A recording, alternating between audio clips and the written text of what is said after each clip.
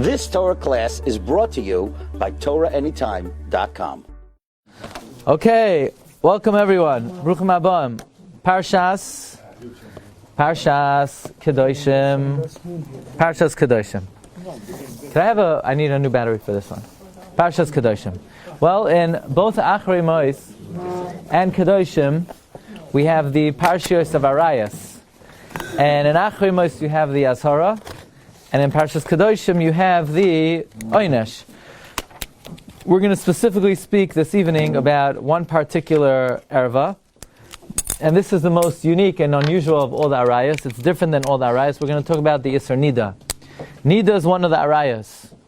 So the same way one is not allowed to live with their sister, one can't live with their mother or with their daughter. One is not permitted to live with a woman who is menstruating, did not go to the mikvah. And because it's one of the arayos, the punishment is an Isser Kares. That means Chas v'Shalom, it affects the person's lifespan and the health of one's children. It's a very serious prohibition. The Isser of Nida. In Achrei Mois, the Torah says, "Ve'elisha v'nidas tumasal sikrav." A woman, in her state of being a Nida, you cannot come close. Now it's interesting, by Nida it says, not only could you not live with her, you can't even come close to her. Which means like this, many of the harchakos of a Nida, which means that besides the fact that one is not allowed to have relations with a Nida, but there are certain Isurim, one cannot have close contact with a Nida. All of these Isurim are Isurei Doiraisa, and actually they are Yehareg V'al Yavar. Which means for somebody to have any type of intimate contact with one's wife who's a Nida, it's not only an erva, it's Yehareg V'al Yavar. One would have to give up their life not to violate it. So it's not many of the harchakos are the Rabbanon, but some of the serious ones are the Iraisa. That's because the Torah says, "Sikrav," don't even come close. But then in this week's parsha, the Torah says, "Ve'isha shar yishkav es isha dava." If a man has relations with a woman while she has her period, v'gila sarvasa, es mekayra ha'ara, v'nichrasu shneim mikarav amam. It's a very serious punishment. The punishment is kares. So the question is, and this is a very contemporary question, and first let's get to the strict halacha, and then we'll come to the contemporary aspect of this halacha. The question is, what if somebody is the product of a relationship of a husband and wife, that the husband lived with the wife when she was a nida? Let's say the parents were not Shamrei Torah mitzvahs. They were not observant, and maybe they didn't keep Shabbos, they don't keep kosher, and maybe they were not Zohir in Taharat Hamishpacha. Does this in any way cause perhaps a pagam, a deficiency in the child? Or even if the family is Shamrei Torah mitzvahs, it could happen. You have an observant family, but they were nichshal, they were not specifically careful in this inyan.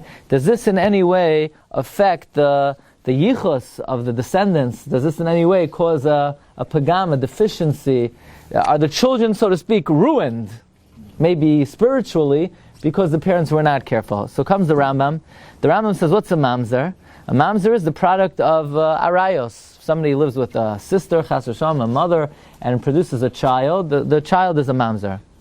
Somebody lives with a married woman. If a woman is married and the woman has relations with a man, and the product of that relations would be a mamzer. So any product of any Isser Arayos, the child is a mamzer, except for a nida.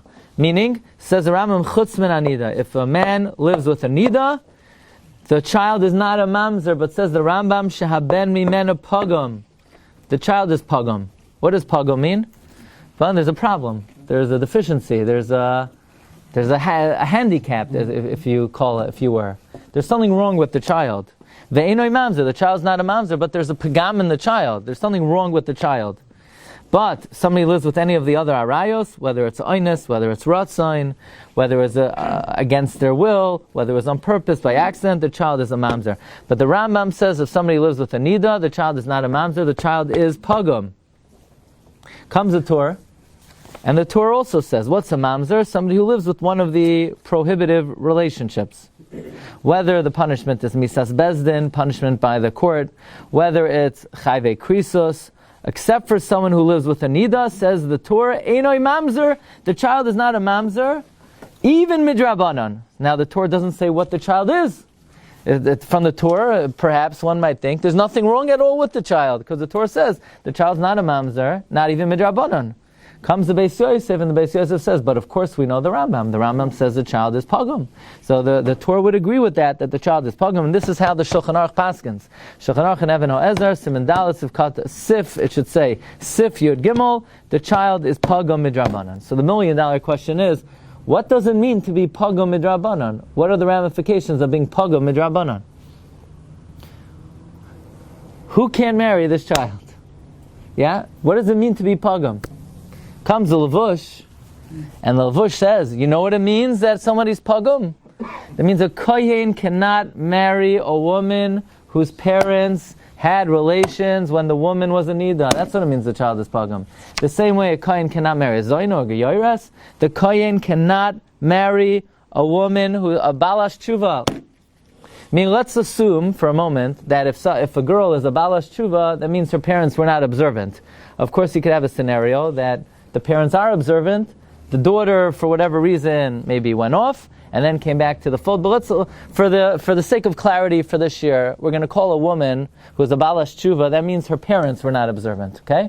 So that means, says the Levush, if the Rambam says that a woman, if a girl who's the product of a nida, is pagum. What does it mean she's pagum? That means a kohen. When a kohen's on the shidduch market and people are reading the kohen a shidduch, the one thing the kohen needs to ask is, are the parents observant? Because if the parents are not observant, the kohen cannot marry a girl whose parents are not observant.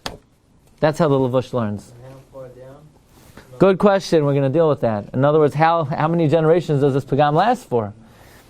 We don't know. All it says is the child is pagum. We're going to definitely address that. The Levush, what? What about a male child? Now, so for a male child, there are no ramifications. Can't marry a coin. Okay, good point. But there are no ramifications. In other words, if pagum means that a kohen can't marry them, then there are no ramifications of a guy being pagum because there's no restrictions for a kohenes. A kohenes is allowed to marry anybody.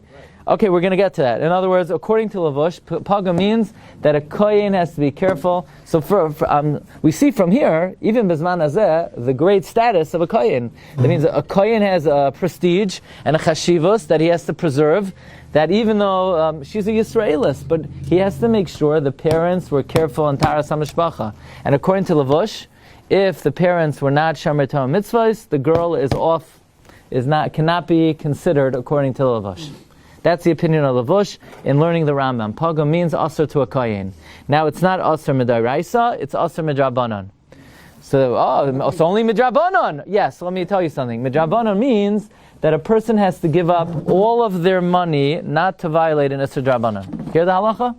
Person has to give up every penny they have not to violate an isur drabanan.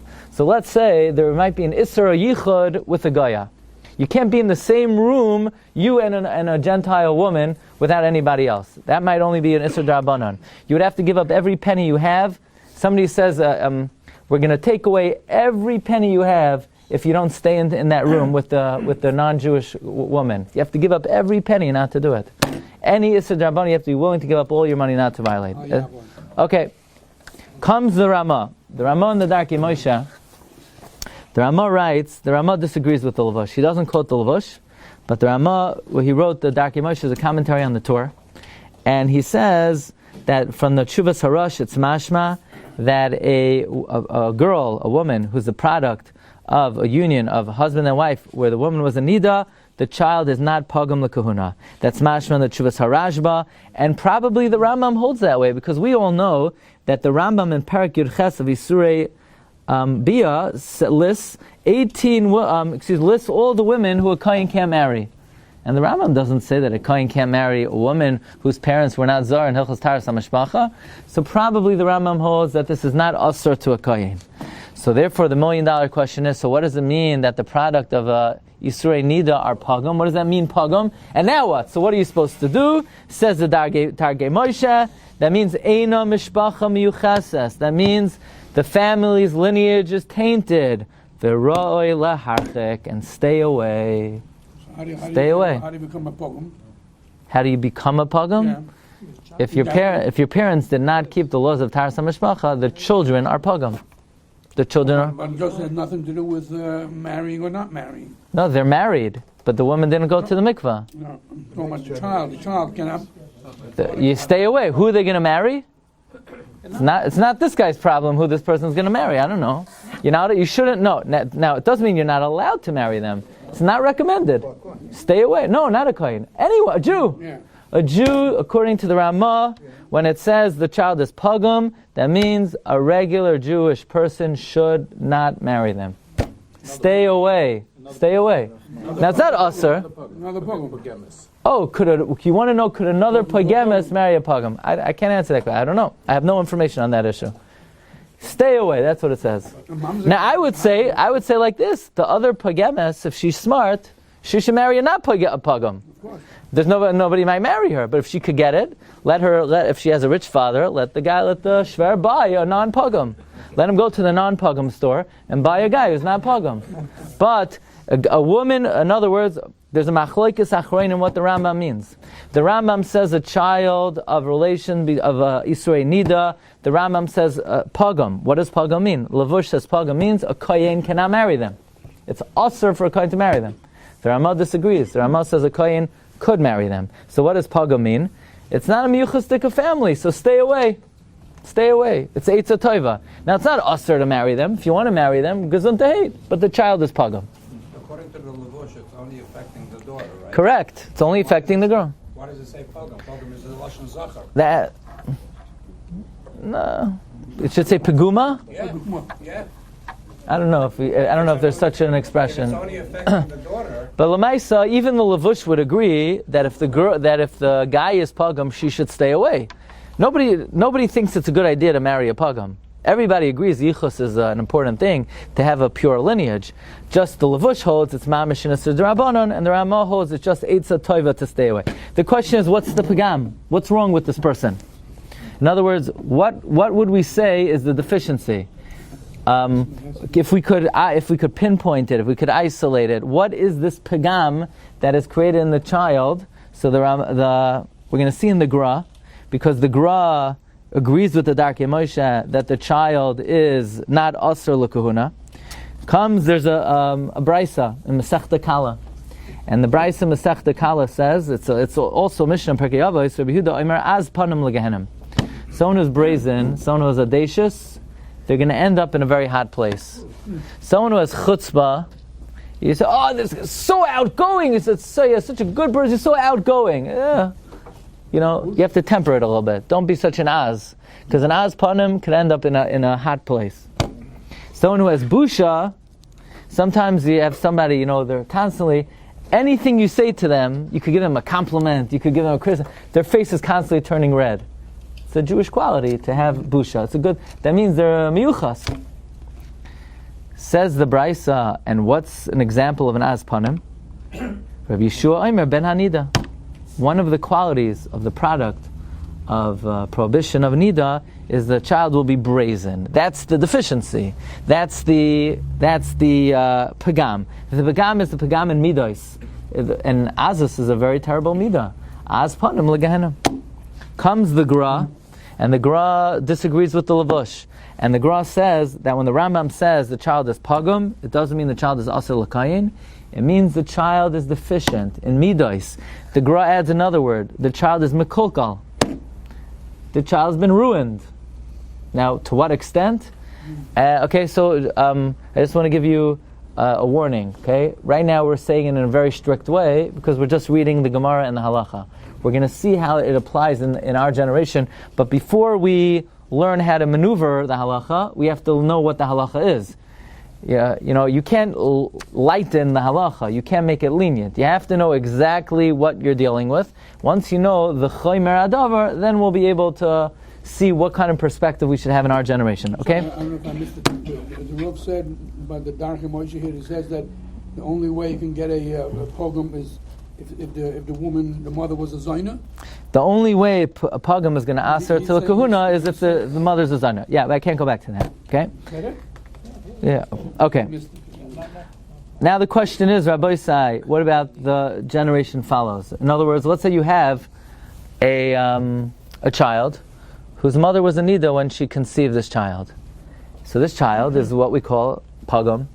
The child is makulkal. Okay? What about the grandchildren?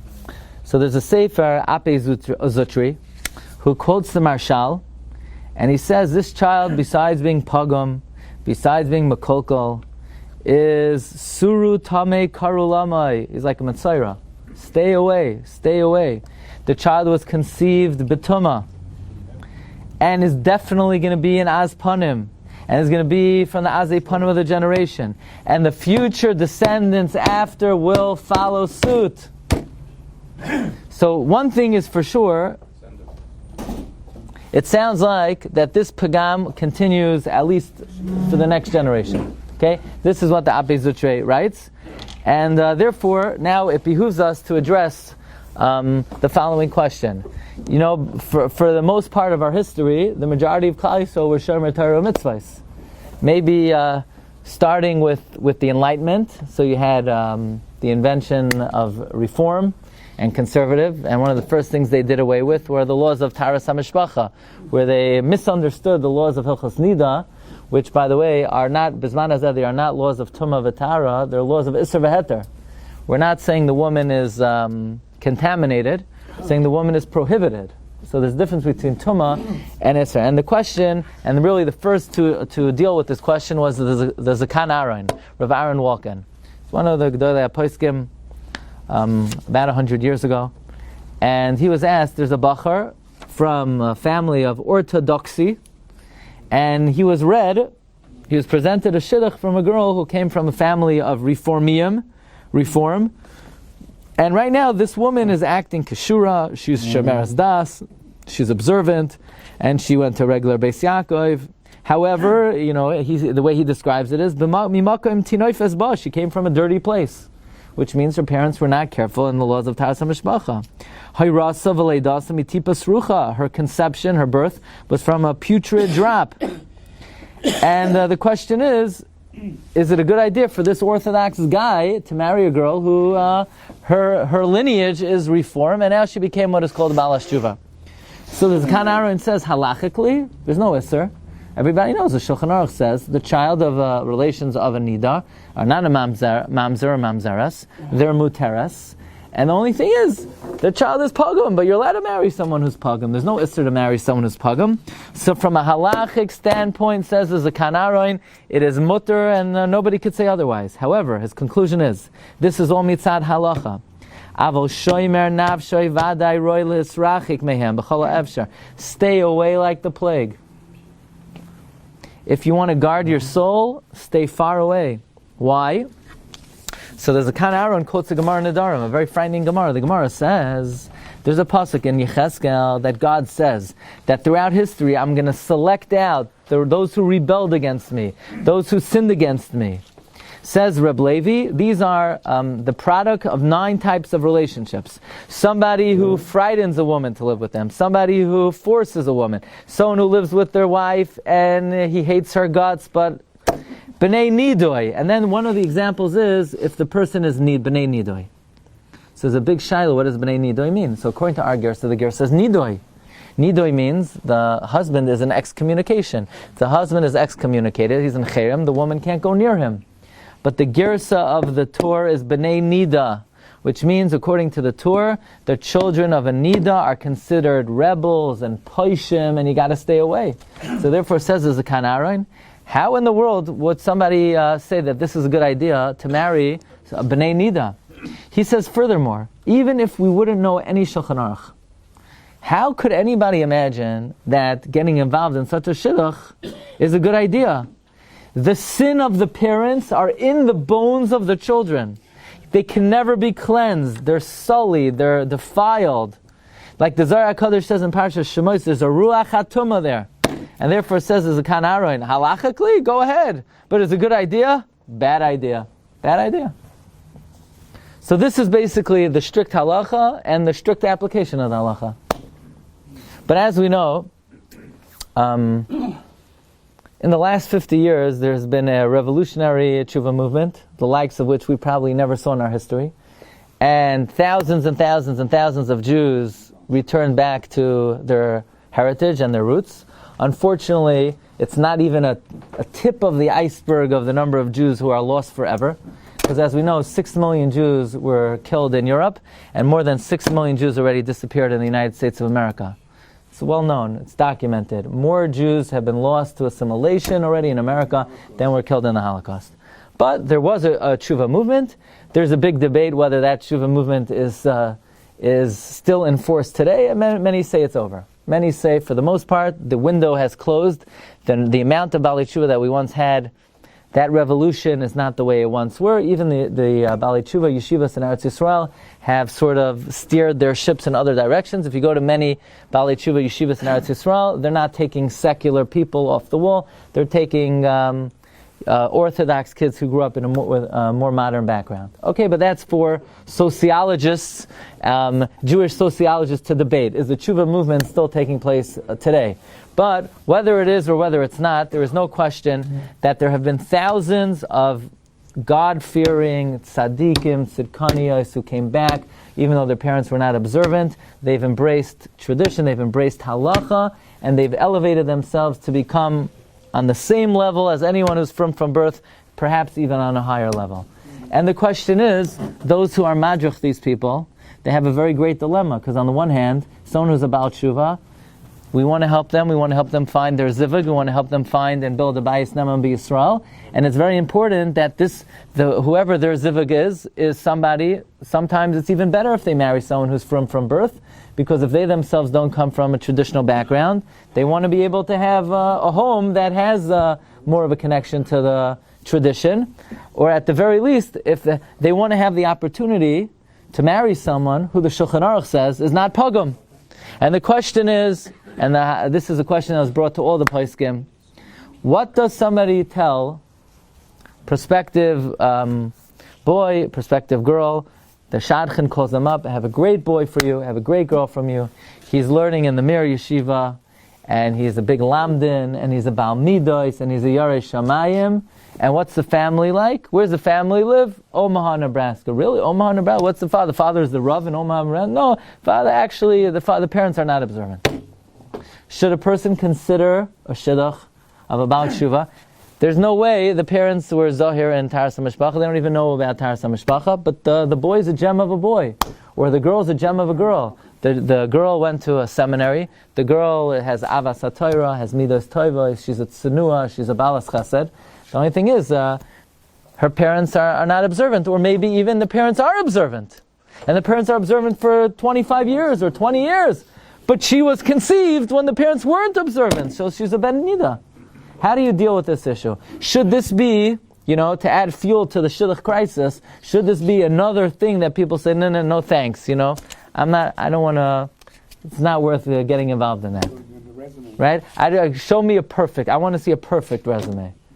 Or is this a legitimate gripe? Should a person, obviously, if, at a certain point, the person has to start weighing what's available for them. But let's say, somebody's fresh off the market and everything's open to them. Is this something that a person should say, you know what, maybe better not? Or are things different today? So one of the most important Ma'arim Mekaymis on this subject is the Stipler. Almost very surprisingly, Hagoin HaTzadik, Rabbi Yaakov Yisrael Kanievsky, the Stipler Goin, and probably the hardest Masechta in Shas, right? He wrote the Kilas Yaakov, Masechta Yevamos. In his last Siman, Masechta Yevamos, he deals with this dilemma. The Teshuva revolution has presented Poskim and Rabbanim with very unique shilas, and one of them is, what do we tell a prospective guy or a girl who's presented a shidduch? The prospective shidduchs is mitzuyon, mitzuyanes, but. So says the Stipler, a tremendous chiddush, a tremendous hamsa. And he says, I'm not saying it definitively, and I'm not saying it halacha l'maisa. I'm saying it like a humble student who's trying to understand the halacha before the Rebbe. The Stipler says something very courageous. That when Chazal say that the product of a union of a man and woman, if the woman's a nida, the child will be pagam, it doesn't mean the child will always be pagam. It means 95% of the time the child will be pagam. 95% of the time, not always. 95% of the time the child will be pagam. 5% of the time the child will be fine. So how do you know? What do you mean, how do you know? Look at them! If the girl is a balas midos tovos, and she's a balas chesed, and she's shomer Torah mitzvos, and somehow she left the ways of her family, or even if her parents became balei tshuva, and the child is now grew up from, so maybe the parents were not zoyer b'taharas Hamishpacha when this child was conceived, but apparently this child is from the 5% that's not pogam and not makolkol. Because Chazal said, what's the kalkala? What's the pagam? The Gra said the pagam is the child will be a chutzpanyak. He'll be audacious. He'll be brazen. This girl is an edela medela. She's very humble. She's very modest. Obviously, she's not an aspanim. So that means, even though Chazal say that the product of Bnei Nida are ruined, not everyone is ruined. There are going to be some people who are not ruined. This case in point, this is someone who hasn't been ruined. How do we know? Look, they have good midas, they have good character, they have Yiras Shamayim. Says the Stipler, in my opinion, since Chazal didn't say always, they said most of the time. So look for yourself, and if this person doesn't look makolkol, they're not makolkol. Still the pagam is there. We don't paskin anyway, like the lavush, right? We don't paskin. I just want to make clear. That's the shita of lavush. The pagam is that's the Stipler. The pagam is bad midos, but not everyone's going to have bad character. So if you find somebody who doesn't have bad character, they're the exception to the rule. So marry them. The birth is not a kosher birth. It wasn't a kosher birth, but so what? The reason you're not allowed to marry somebody who's not of kosher birth is because it's going to affect their character. But this person emerged. She emerged unscathed from the harmful effects of being a ben nida.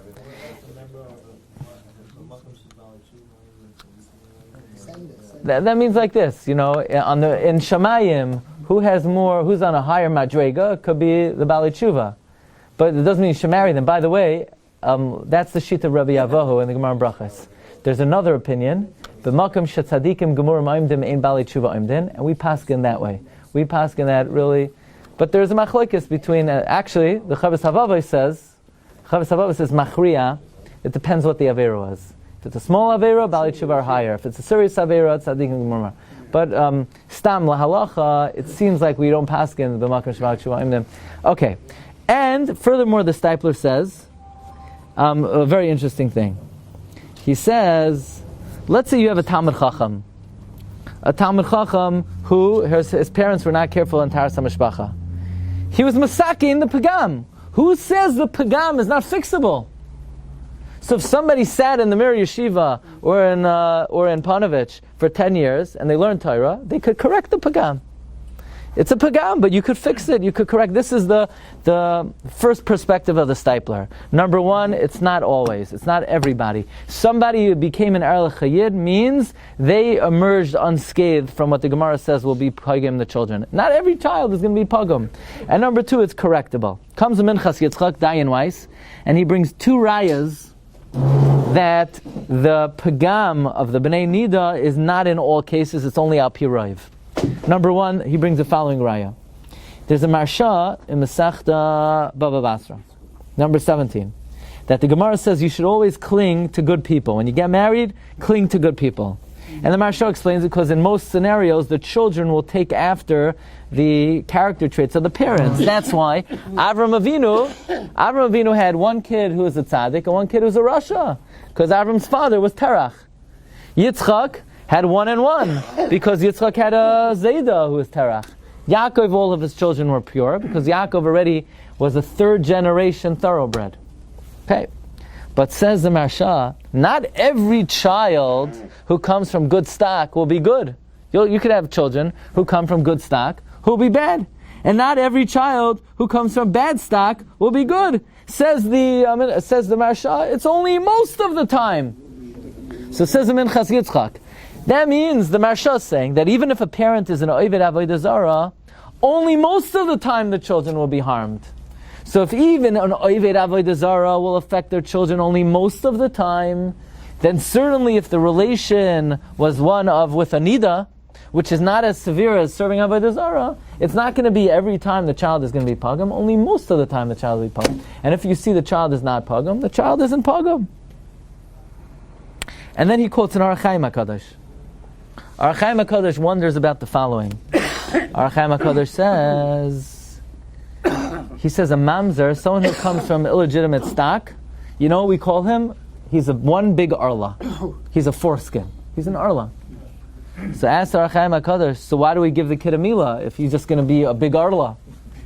So Ohr HaChaim HaKadosh says, by removing the physical arla, you could sort of remove his koyach hatuma, and through the tzara kedusha overcome the tuma.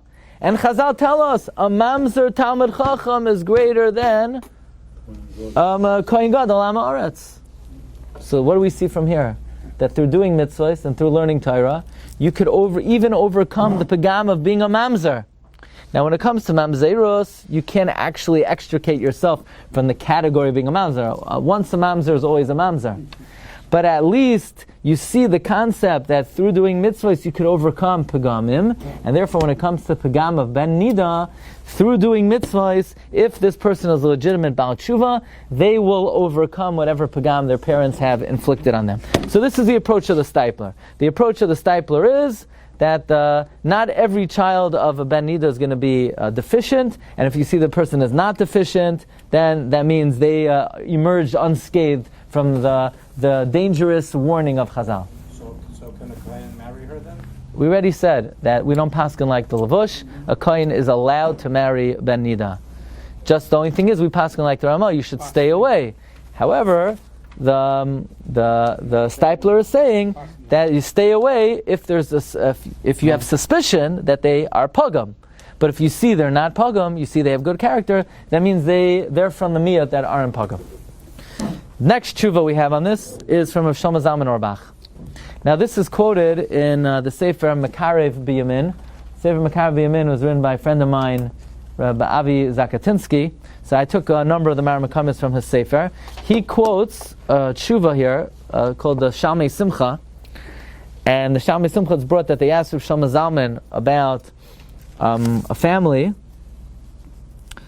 who was presented a bacher who obviously was Mitsuyan. He was the best guy in Lakewood, and he's a Shomer Torah Mitzvahs. And Rav Shlomo Zalman said, if the guy's about tshuva and the parents are balei tshuva, so the parents doing tshuva sort of cured the child who was born shalai b'kedusha. It's interesting. Shlomo Zalman didn't say that if the boy is about tshuva and the parents are not balei tshuva, the child is cured. Rav Shlomo Zalman specifically said. Now again, these types of svarim you have to take with a grain of salt, because this is a report of what somebody asked of Shlomo Zalman. Never follow halacha. If you overhear a rabbi tell somebody to do something, you cannot follow that under any circumstance. He didn't tell you to do it. He told this person to do it. Yeah, but I was online and I heard a Rav once say, by the way, first of all, in terms of halacha, I once heard in a shir, whatever you heard in a shir is irrelevant regarding halacha. I don't care what you heard, who you heard it from. There's a Gemara in Hariyos that if you hear a Rav say something and you follow it, you're amazed. No shir, even I don't care who it is, it could be the Paisik Hadar. No shir is the halacha l'maisa. You're just learning. Moreover, the Gemara in Hariyos says, you ask a Rav a shaila and he tells you mutter and you do it, you're amazed. You didn't tell him it's noigei you. You just asked him a shaila, so he gave you an answer. The only time you're allowed to follow halacha, Rav, I have a shaila right now. I need to know. Oh, you need to know what to do. Well, let me give you an answer, but Yishuv Hadas. It's a Gemara in Hariyos. So anyway, no shir is halacha l'maisa. Even if it's said, you should rely on this. It's only halacha l'maisa if somebody tells you personally. Okay. Or if it says it in halacha sefer. You know, if it says it, if it's written in the Kitzer and the Chayadim, the Aruch HaShulchan, the Mishnah Berurah, that's already eternalized. Okay, but here we have a tshuva from Rav Sternbach. And Rav Sternbach says like this. He says, here's the question. Boy and girl are going out. The boy's parents are balei tshuva. Should you tell the girl's parents, you sure you want to go out with this guy? This guy's parents are balei tshuva. I remember them back in the day, you should have seen what they were doing in the 70s. They were upstate New York in the 70s. Should you tell the girl or the boy that the parents of the other side were balei tshuva? Says Rav Sternbach, I heard from the Chazon Ish himself that if somebody is mekayem taru mitzvahs, they completely cleanse themselves from any pagam the parents put on them. Yeah, they're pagam. They were pagum. When they were born, they're pagum. But now they're Shomer Shabbos and they learn Torah and they're clean.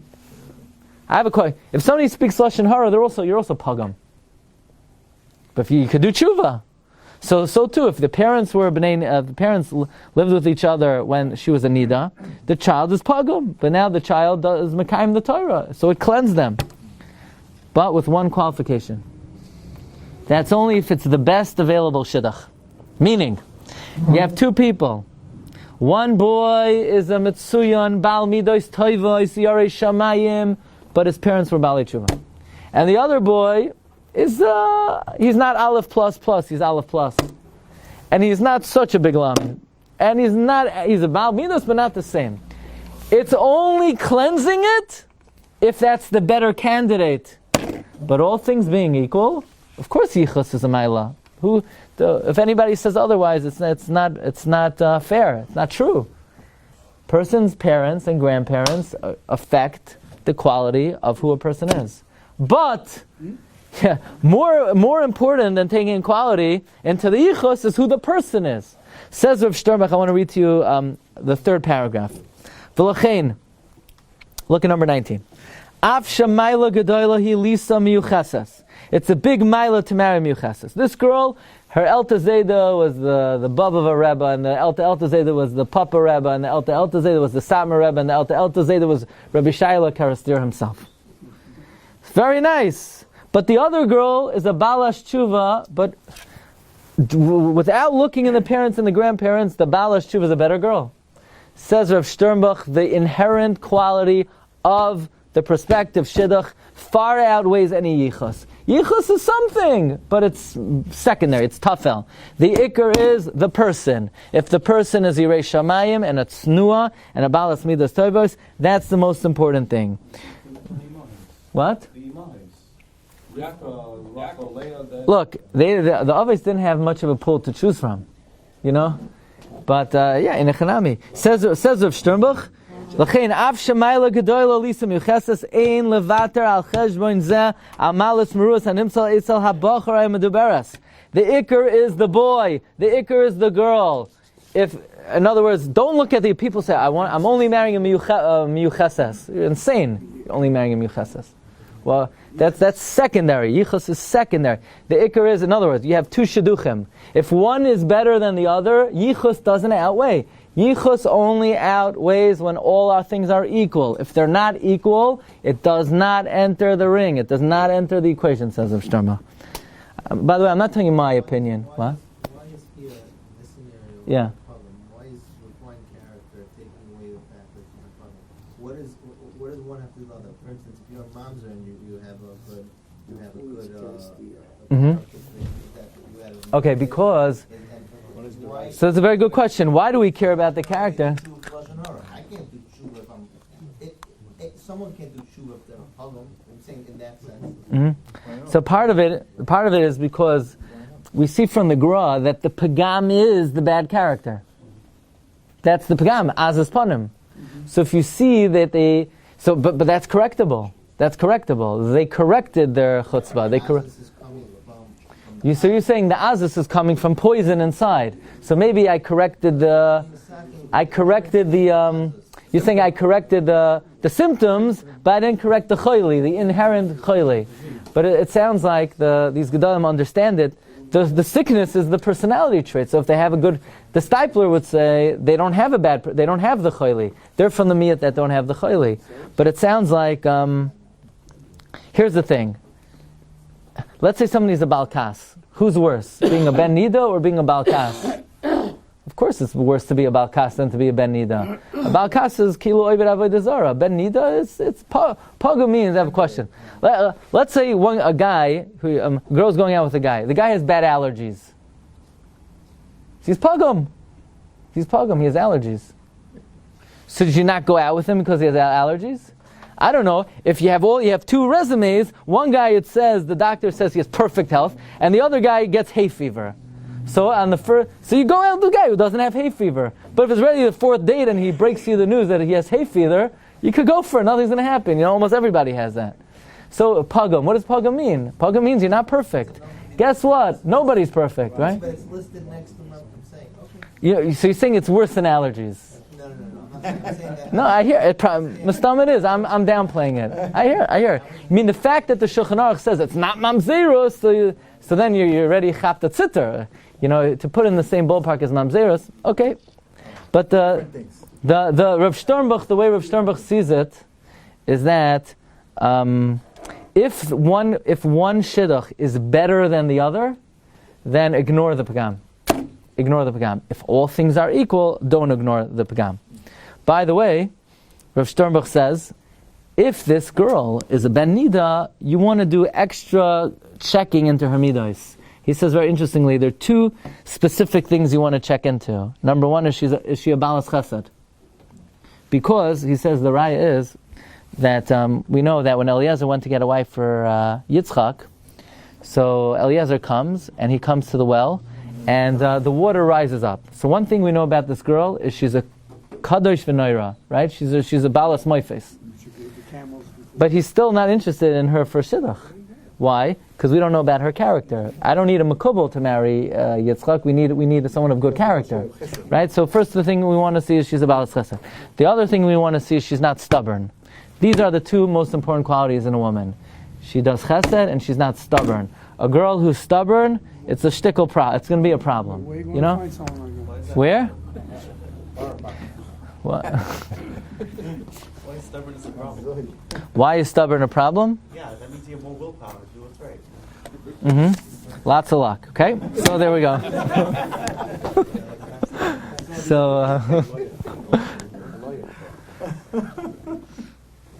Look, it's not a problem if the guy's not stubborn. If the guy gives in every time, it's also okay,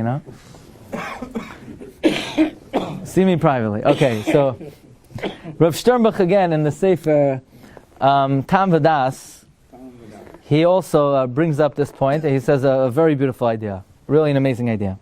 There's a pasuk in Parshas Nitzavim, Umal Hashem Elokecha es levavcha v'es levav zarecha. God will circumcise your heart and the heart of your children. Any moilim here? Anybody who's a moil here? Any aspiring moilim? Any people moilim in the past Gilgulim? Okay, nobody. Anyway, we all know that on the 8th day a child is circumcised. Circumcise the Aver. So what does Rebbe Shem mean? He's going to circumcise the heart. Well, what is that? Bypass for quadruple. What does it mean to circumcise the heart? And what does it mean to circumcise the heart of one's children? So Reb Sternbuch explains very beautifully that when a person does an Avera, his soul is coated in Ruach HaTumah, in impurity, in Zuama, and if a person does Tshuva, very nice, Hashem won't punish them, but now we need the Rebbe Shem to cleanse the person's heart. But what does it mean Hashem's going to circumcise the heart of the children? Says Rav Sternbuch, what if parents were not Zohar B'Taharas Hamishpacha, and they caused the pagam in their child? When the parents do Tshuva later in life, even though their child was already conceived and born, not only will God cleanse them, God will cleanse the children and remove the pagam from the children so that the children will not be tamei anymore, they will not be pagam anymore, and they will be cleansed. This is the pshat in the pasuk, says Rav Sternbuch, Umal Hashem lekecha es levavcha v'es levav zarecha. On the other hand, there's a report that the Chazon Ish was asked about a bas nida. Chazon Ish says, if you see they have midos tovos, yesh lahakel b'shas hadchak. But it's not recommended, he says, to misharayin in such a shidduch. Whatever Rabbi say.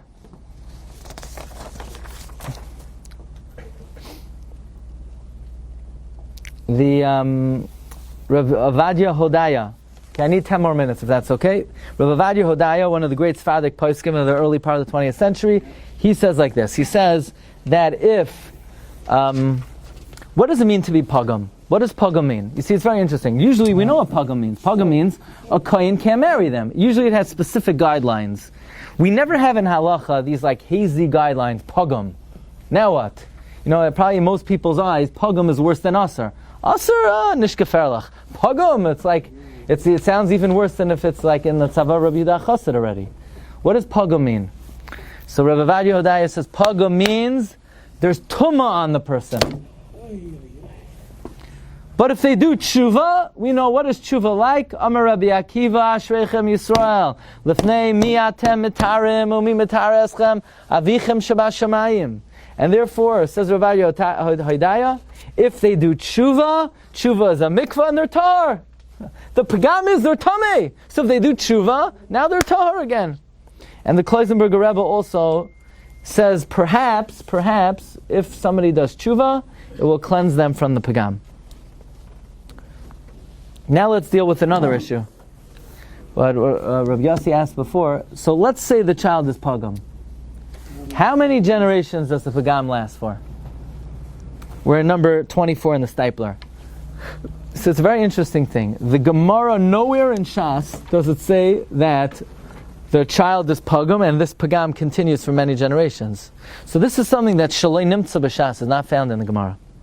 So the Stipler says, anything that's not found in Shas, we have no right to extrapolate and say on our own, and therefore, since it's not found in Shas, and all the Shulchan Aruch says is the child is pagam, one generation and that's it, you have no right to say more. I found in the Sefer Oitzer HaPoiskim, who quotes the Ape Zutri, which by the way we saw in the beginning of the shir. Says the Stipler, I don't have an Ape Zutri in my house, but I saw somebody quote it, and the Ape Zutri says that Ubanov Acharav Yu Doimin El Sharshai, that the children after will continue to be pagam. Says the Stipler, look, I looked in, he quotes the Marshal, I looked in all the writings of the Marshal. The Marshal doesn't say that.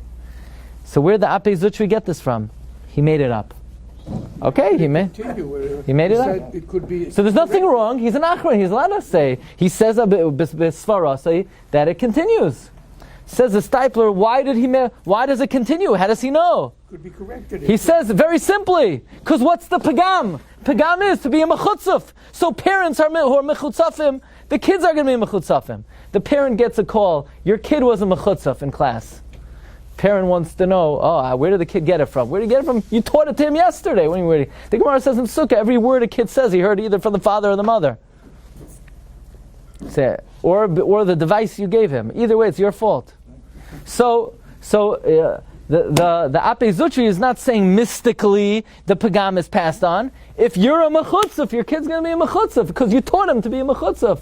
But says the Stipler, but if you are not a mechutzaf, because this person that we're dealing with, this Baal Tshuva, this Baalish Tshuva, has perfected their midos as Yirei Shamayim, so now you're not an Azpanim, guess what? Your kids won't be either, because it's not a mystical thing that's passed on, it's a practical thing that's passed on, but practically you've worked on yourself. So says the Stipler, in his opinion, if the person, the prospective shidduch, has good midos, they've cleansed themselves from being an aspanim, and it will not be passed on. Because even the Api Zutri has no makar that it gets passed on. He said it misvarasa, and the svara is, if you're an aspanim, you're going to teach it to your child. But if you corrected your midos, then you'll teach good midos to your child. And then the Stipler says an amazing thing. He says mathematically, this pagam is only half a pagam. This is a Stipler chiddush. You ready for this? The Stipler says, so the guy marries a girl, her parents were not zar, but Taharat Hamishpacha. So the guy is no pagam, and she's the paguma. Yeah? What will the child be? So if she was a mamzeres, the child would be a mamzer. But it's not. She's not a mamzeres, she's pagam. So the child's going to be what? A half a pagam. Because the DNA from the father is good, the DNA from the mother is tainted, or vice versa. This half a pagam is going to marry somebody else. What's the child going to be? Diluted. A quarter of a pagam. Yeah. And in the sixth generation, what's the child going to be? Tzaddik. An eighth. And the sixth generation, the third generation is going to be an eighth, and the sixth generation is going to be shminis shebashminis. It's already gone, it's already diluted. So therefore, says the Stipler, this is not something that gets passed on just like that. Comes the Shevet HaLevi, the Shevet HaLevi says not so fast. We don't really know if this pagam continues. In my opinion, says the Shevet HaLevi, it's a machlokes, the Ramah and the Marshal. Where the Marshal says no, it does not continue, and the Ramah says it does continue. However, this is a big yesod I want to mention. I want to go back for one moment. Rav Sternbach writes, somebody is worried that they're marrying a Baal Tshuva, they don't have parents, he writes, the same way the Rebbeinu Shalom is Avi Yisoimim. What does Avi Yisoimim mean? Rashi says Avi Yisoimim means that Hashem watches out and is the parent for people who are weak. So if somebody is about Teshuva, you want to know what their yichus is? Their father is the Rebbeinu Shalom, says Rav Sternbach. They have the best yichus. Okay, back to the Shevet HaLevi. He says something that always comes to mind when we talk about this subject is the Arizal in the beginning of Sefer Eov. Arizal says, Miyitain tahar mitamei. God is able to bring a tzaddik from a rasha, like we find by Avram Avinu. Says the Ari, Avraham Avinu's mother, who was she? Amasloi Bas Carnival. Very good. She was a Nida when she conceived Avram Avinu. So next time, Ben Nida. Okay, Avram Avinu turned out. Wasn't Jewish. Good. You tell that to Arizal. Okay. The Arizal says that Avram Avinu was a Ben Nida.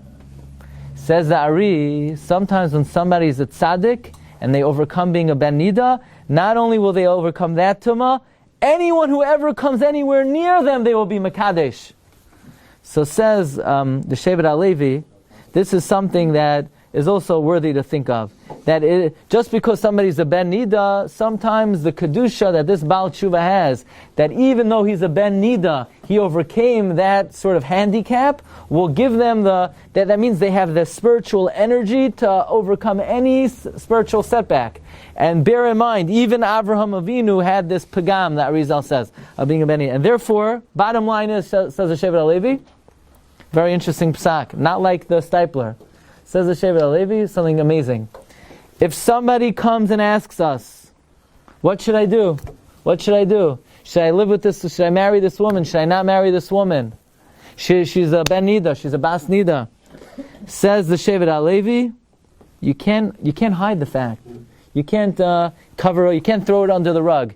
You need to tell the guy that the halacha is that a girl who's a Ben Nida, or vice versa. You need to tell a girl that if the guy is a Ben Nida, they're pagum. You can't hide it. It's halacha and Shulchan Aruch.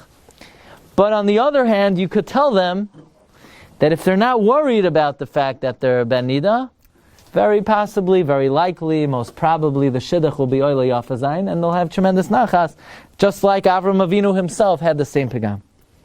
Mar Rabbi said, I'm going to mention one point, and then we're in the grand finale. The Maver Yaboik writes that this pagam lasts for 3 generations. Ben Nida, the pagam lasts for 3 generations. Okay. Now this is the most incredible tshuva on this issue, the tshuva of Rabbi Moshe Feinstein, Zechat L'Bracha, in Even HaEzer, Chelek Daled, in Even HaEzer, Siman Yodaled, Even HaEzer, Ois Gimel, Siman Yotes, and also Siman Yod Zayin. Rabbi Moshe says something Oyam V'Noira.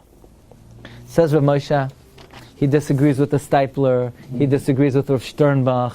Rav Moshe says if Chazal say that the child of a Ben Nida is pagum, they are pagum. There's not 90% or 95% or 99%, they're pagum. You see they're not as panim? Very nice. That's because you could have some people who are handicapped and they work on themselves.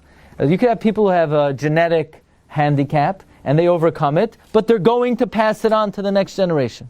Therefore, says Rav Moshe, a product of a Ben Nida is pagum. And even if you say they have good midas in your shamayim, that's because they were able to overcome it, but their children will be at a terrible handicap. Their children are starting off with the left hand. Their children are pagum as well, and maybe they won't be able to overcome it. But says Rav Moshe, Chidush Oyom V'Noira, nobody ever said such a thing. Says Hagon Rav Moshe Feinstein, but we know that there's simanim to know if someone's a Ben Nida. What are the simanim? If they have azos. If they have azos, that means they're a Ben Nida. And so now here in walks a guy, he's a Yarish Shamayim, he's a Baal Midos Toivos, he's not an Azpanim. So that means he doesn't have the siman. Is a raya his mother wasn't a Nida. It must be his mother's not a Nida. Because Chazal say, a Ben Nida is going to be an Az. There's a siman to be a Ben Nida. It's not just stam, you're pugum, you have some kind of spiritual contamination. You have a clear character deficiency. And what is that? You're pugum, being an Az. But this guy's not an Az. That means we have a raya, the mother wasn't a nida. So what do you mean? The parents are not observant. The mother never went to a mikveh in her life. When the Jewish community opened up the mikveh, the mother was protesting not to enforce ritual baths on Jewish women. We know she never went into a mikveh. Says Rav Moshe, it must be that before this kid was conceived, the mother went swimming in the ocean. Swimming in the ocean, but she wasn't mechavein to be toivel. Midoiraisa tefillah for nida doesn't need kavana. We paskin only to eat truma you need kavana, not to be mutaris l'bayla. Rabbi Yochanan says you do need kavana. We don't paskin like Rabbi Yochanan. We always paskin like Rabbi Yochanan, but not when Rav Nachman argues. Must be the mother went swimming in the ocean. She never went to an ocean in her life. She must have gone into a lake. What do you mean must have? Yeah, because Chazal say that a siman of being a ben nida is being audacious. The guy's not audacious, good midos. You could use that siman to say, not the pshat, you're from the 5% who are not pogum. Every kid whose mother's a nida is pogum. But it must be the mother wasn't a nida. Says Rav Moshe, so then I have a great idea. Here's a guy we know he's a mamzer, but he has good midos, so let's use it as a siman. It must be he's not a mamzer. No! A mamzer is an Isser Dairaisa. Simonim don't work midoraisa. They don't even work midrabanan. But there's not an issa drabanan. It's just a maila. For a maila, you could use a simon, says Rav Moshe. But I don't understand. What do you mean? She didn't dunk in the ocean. She was wearing something when she went into the ocean. Otherwise, she would have been arrested. A bathing suit, says Rav Moshe, is not a chatzitza midoraisa. That's what Rav Moshe writes in the first two tshuvas. But then he says a chiddush in the third tshuva, unbelievable. But this woman never went to an ocean in her life. But in hotels, they have swimming pools that are more than 40 sa, that midairaisa are kosher l'tfila. But she didn't do a hefsek tara. Hefsek tara is only d'Rabbanan. So then the kid should be pagam d'Rabbanan. No. Hefsek tara is not a mitzvah d'Rabbanan. It's a chumrah shabnoi Yisrael chmirul atzmam and not to be pagim their children. Says Rav Moshe, if you see someone has good midos, it's not the pshat they're from the 5%. It's not the pshat they've compensated for the pagam. It's a raya brura the mother wasn't a nida. Unbelievable. And therefore Rav Moshe says, l'chachila, you could be samech on this. I saw in the writings of one of the Rebbes that, he wondered, how could it be that Hashem, so to speak, in this generation, last generation, so many Yidden were not Zor b'Taharat Hamishpacha, and he realized that God corrected it, because he created a phenomenon, like a Meshagas in America, that corrected the phenomenon, and that is people love to go swimming. People go into the oceans, people go into the lakes, people even go swimming in the winter, people go in the hotel. What's this? Why did God make this Meshagas? People love to go swimming. It's so that B'dar ha'achron shel yidach mimenu nidach, so that people should not be pagum. The Yibban Shal made it. If you see someone with good midos and their erlach and their sharmatar mitzvahs, by hook or by crook, the mother went to the mikvah. So the bottom line is unintentionally, and we passed. So the bottom line is, there's none of that. What does Rav Moshe say about the third generation? He doesn't comment. Rav Moshe seems to say it continues. Bottom line is, in this generation, there seems to be a number of different avenues to be able to sort of navigate this issue. And just to summarize, the Stipler says we could assume you're from the 5%, that's not pogum. Or even if you're pogum, you could correct it. Or Rav Sternbuch says, at the end of the day, it's more important to be a better quality person than to be pogum. And Rav Moshe says you're not pogum, we could assume the mother wasn't a nida. At the end of the day, I do think it's probably worthwhile to ask a shaila if it's ever relevant. But there are many, many ways to navigate this issue that HaKadosh Baruch Hu ensured that to keep the purity of Klal Yisrael. And the bottom line is, Ein lecha davar ha'omed lefnei Teshuva, and these are some of the considerations on this very sensitive issue. And Be'ez Hashem, we should be zoicha that when Eliyahu Hanavi comes, Eliyahu comes letaharas Yisrael, we should be zoicha to the ultimate tahara. Okay. You've just experienced another Torah class brought to you by TorahAnytime.com.